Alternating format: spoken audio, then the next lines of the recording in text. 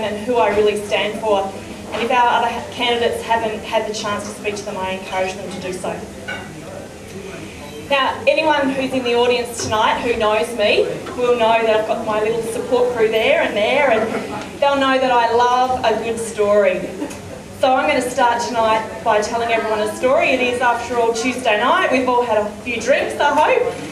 So I'm going to tell a little story, and it starts like this. Once upon a time, a blazing fire spread across a forest. All the animals ran to take safety, frightened by the sight of the galloping flames. The brave animals stood on the edge of the forest, stunned and horrified by the certain destruction of their home. In an act of bravado, the elephant stepped forward and proclaimed, "We elephants could douse out this fire if we wanted to. All we have to do is fill our trunks with water and spray it on the fire." A few too many drinks maybe in my case. "Certainly we can do better than that. We don't even have to fetch water," rejoined the lions, not to be outdone. "All we have to do is make a mighty roar and the flames will back off." But of course the fire kept burning.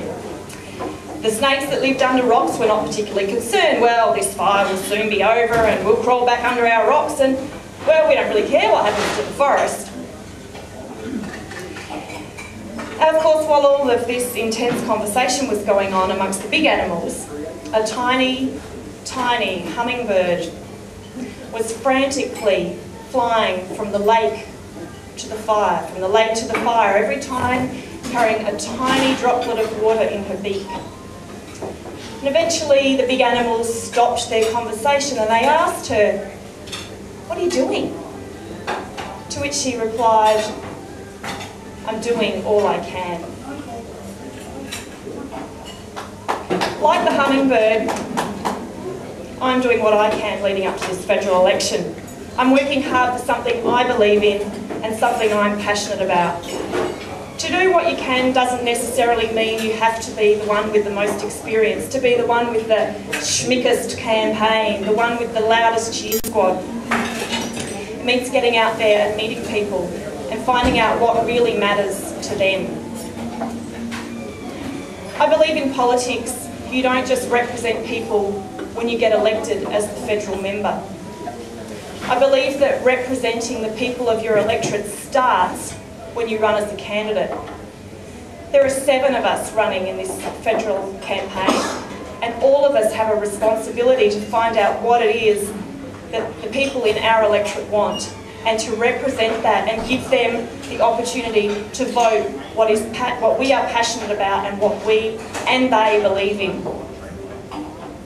Prior to this election, I was completely disillusioned by being constantly represented by party puppets and career politicians, people I felt had absolutely no connection to me, what mattered to my family, and what was going on in my neighbourhood. This election campaign, I've been absolutely determined to show the people that I speak to and the people in my electorate that I'm a real person, that I do know what they're going through, what affects them, and that I am determined that I will give them a voice in this election. Like most people, my husband Wally and I are normal people. We have a busy life, we have a mortgage, we both have jobs, we're supposedly working families. It's popular to be a working family this election. We use childcare, we have a car, we travel on busy roads, we have a busy social life.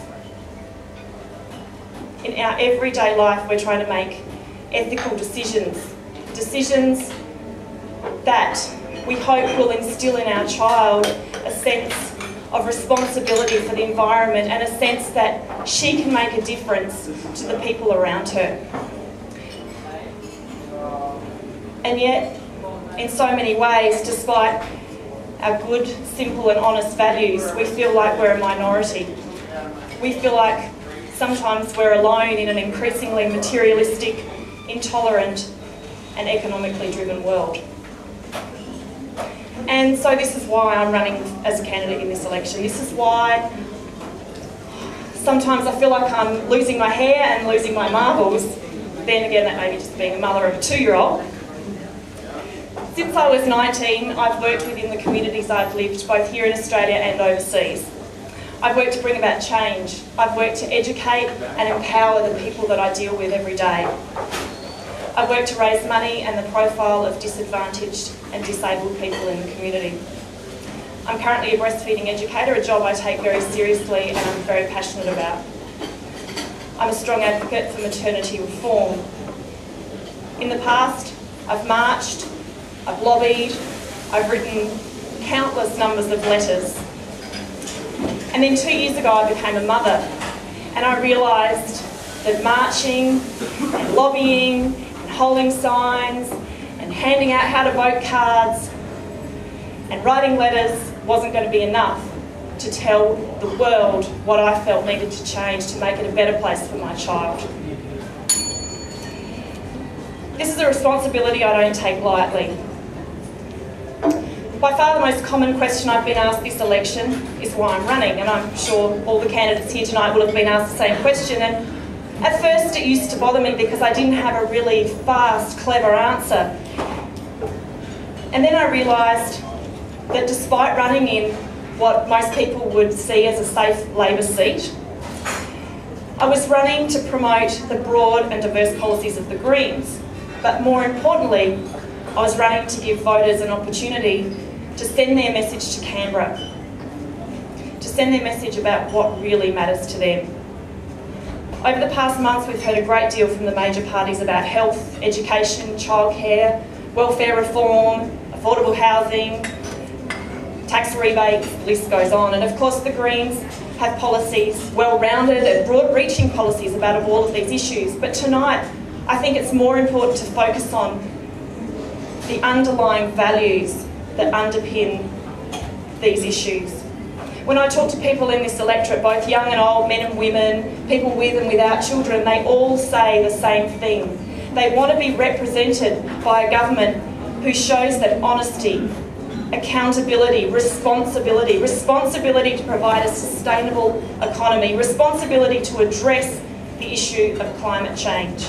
They want fairness, integrity, transparency, and they want to trust that the person that they vote to represent them will do the right thing by them for now and into the future.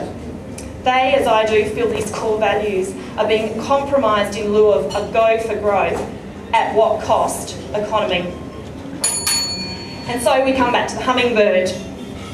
Like the hummingbird, I'm unlikely to win this election, but I am sure prepared to stand up and fight for what I believe in. The decisions that are made at this election will determine not just the next 3 years, but the long-term future of our planet, of our communities and of our society as we know it. Voting Greens first in the House of Representatives sends a clear message to the other parties that progressive policies, representation by real people and positive core values matter to you and your community. It matters to the generations of Australians that come after us. Everyone, tonight if you leave with nothing else, leave with the knowledge that this election is your opportunity to take a drop of water to the fire. Thank you very much.